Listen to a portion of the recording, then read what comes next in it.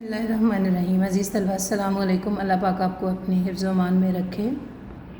सबक का आगाज़ करते हैं। आज का हमारा सबक है अली बख्श, जिसके मुसन्निफ़ हैं कुदरतुल्लाह शहाब, और ये कुदरतुल्लाह शहाब की खुदनोश्त शहाब नामा से माखूज़ है, जिसके अंदर कुदरतुल्लाह शहाब ने अपनी ज़िंदगी की कुछ हक़ाइक़ को रकम किया है, अपनी ज़िंदगी के वाक़यात को बयान किया है। बुनियादी तौर पर ये शहाब नामा जो है वो कुदरतुल्लाह शहाब की खुदनोश्त है।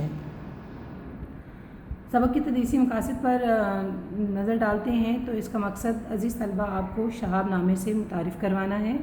इसके अलावा इल्लामा इक़बाल की ज़ाती ज़िंदगी के मुख्तलिफ़ पहलुओं से आपकी वाक़फ़ियत दिलाना है, और एक उम्दा अदबी तहरीर की खूबियाँ क्या होती हैं उससे वाक़फ़ियत दिलाना है, और सिन्फ़ अदब में खुदनोश्त क्या होती है उससे आगाह करना है।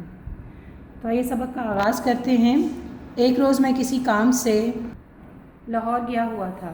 वहाँ पर एक जगह ख्वाजा अब्दुर्रहीम लाहौर के मारूफ़ बैरिस्टर थे, और आपको इल्लामा इक़बाल से मिलने का शर्फ़ भी रहा, और आप अपनी ज़िंदगी में कभी कभार उनकी खिदमत में हाज़िर हो जाते थे। बातों बातों में उन्होंने बताया कि इल्लामा इक़बाल के दरीना पुराने और वफ़ादार मुलाजिम अली बख्श को हुकूमत ने उसकी खिदमत के सिलसिले में लायलपुर में एक मुरबा ज़मीन अता की है। लायलपुर फैसलाबाद का पुराना नाम है। यानी यहाँ पर जो जिस शख्सियत का ज़िक्र है वो है अली बख्श इल्लामा इक़बाल के मुलाजिम थे। इनको इल्लामा इक़बाल के साथ एक ख़ास उन्स था। ज़िंदगी का एक बड़ा अरसा इन्होंने इल्लामा इक़बाल के साथ बसर किया। तो ख्वाजा अब्दुर्रहीम की तवस्सुत से मुसन्निफ़ की मुलाकात अली बख्श से हुई, और वो भी इस सिलसिले में कि ख्वाजा साहब ने मुसन्निफ़ से दरख्वास्त की कि वो अली बख्श की मदद करें, जिन्हें इल्लामा इक़बाल की खिदमत के सिलसिले में फैसलाबाद में एक मुरबा ज़मीन मिली थी, लेकिन इस ज़मीन पर कुछ लोग काबिज़ थे। तो उसका कब्ज़ा छुड़ाने के लिए मदद के लिए जो है वो ख्वाजा अब्दुर्रहीम ने कुदरतुल्लाह शहाब साहब को कहा। वो बेचारा कई चक्कर लगा चुका है, लेकिन इसे कब्ज़ा नहीं मिलता, क्योंकि कुछ शरीर शरपसंद शरारती लोग इस पर नाजायज़ तौर पर गैर कानूनी तौर पर काबिज़ हैं, कब्ज़ा किए हुए हैं। ख्वाजा साहब ने फरमाया, जंग लायलपुर के करीब है, क्या तुम अली बख्श की कुछ मदद कर सकते? कुछ मदद नहीं कर सकते? मैंने फ़ौरन जवाब दिया, मैं हाँ जी, अपनी मोटर कार में जंग ले जाऊँगा और किसी न किसी तरह उसको ज़मीन का कब्ज़ा दिलवा कर छोड़ूँगा। यानी ख्वाजा अब्दुर्रहीम साहब के कहने पर मुसन्निफ़ जो हैं फ़ौरी तौर पर अली बख्श की मदद करने को तैयार हो गए, और ख्वाजा साहब उन्हें लेकर जावेद मंजिल आ गए। ख्वाजा साहब मुझे जावेद मंजिल ले गए। जावेद मंजिल इल्लामा इक़बाल की रिहाइशगाह है। उन्होंने ज़िंदगी का काफ़ी बड़ा अरसा जो है इस जगह पर गुजारा। आपकी वफ़ात के बाद इसे कौमी विरसा करार देते हुए जो है वो इल्लामा इक़बाल म्यूज़ियम बना दिया गया, जो कि महकमा जो है वो आसार करीमा की तहवील में है।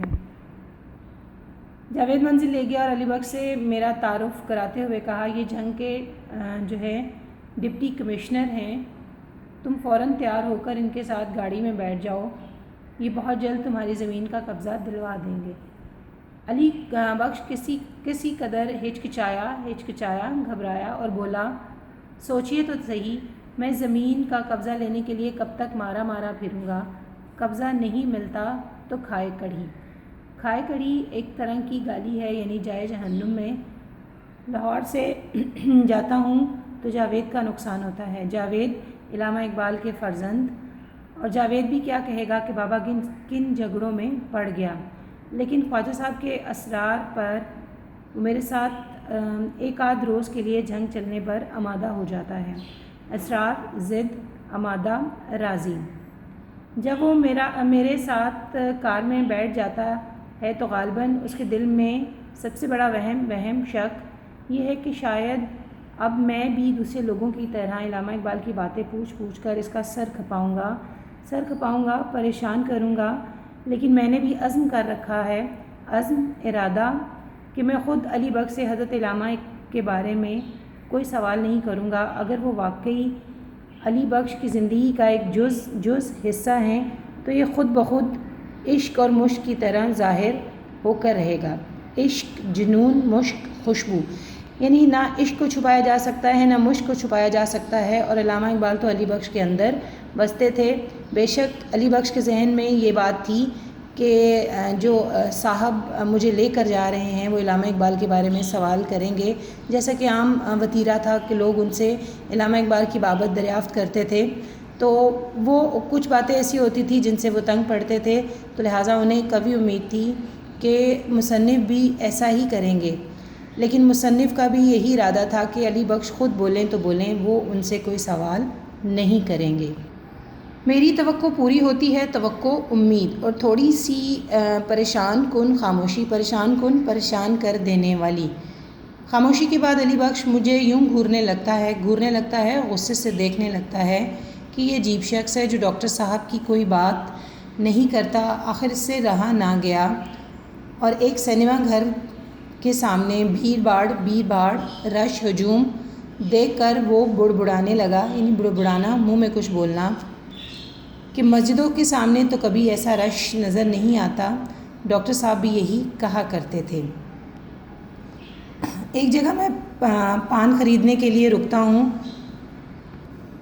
تو علی بخش بے ساختہ کہہ اٹھتا ہے ڈاکٹر صاحب کو پان پسند نہیں تھے، پھر شاید میری دلجوئی کے لیے، دل رکھنے کے لیے، ہمت بڑھانے کے لیے وہ مسکرا کر کہتا، ہاں حقہ خوب پیتے تھے، اپنا شوق ہے، پان کا ہو یا حقے کا۔